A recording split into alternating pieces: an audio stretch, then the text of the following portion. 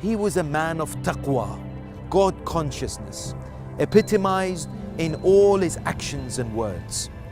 He would define taqwa as ta'atun lil jaleel, obedience to the Almighty, wa amalun bit tanzil, and to work with whatever has been revealed, wal isti'dad li yawm al-rahil, and to be prepared for the day of Qiyamah.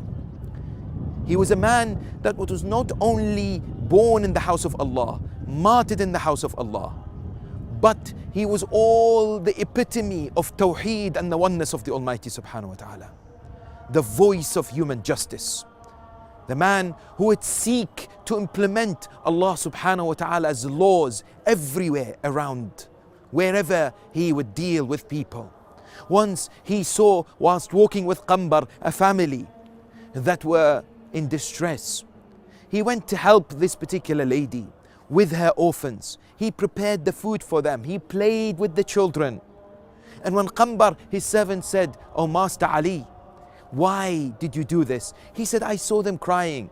I wanted them to be delightful and happy." The father of the orphans, the man of generosity and kindness, the individual who would espouse love, compassion, consideration and servitude towards the others, praised in the Quran him and his family for giving others what he needed himself. He gave the poor, he gave the captive, and he gave the needy their food on 3 consecutive days.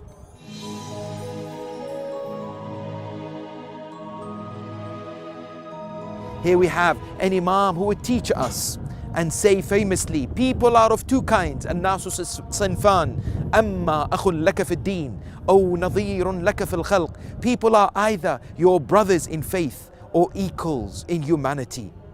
When it comes to spirituality, the immense values of his du'as and his communication with Allah subhanahu wa ta'ala, the wonderful words that are immensely powerful when you and I recite them in munajat.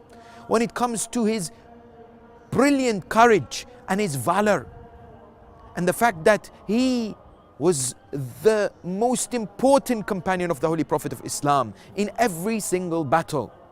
The fact that he would always be thinking about Islam first, then himself, about the well-being of others, then himself.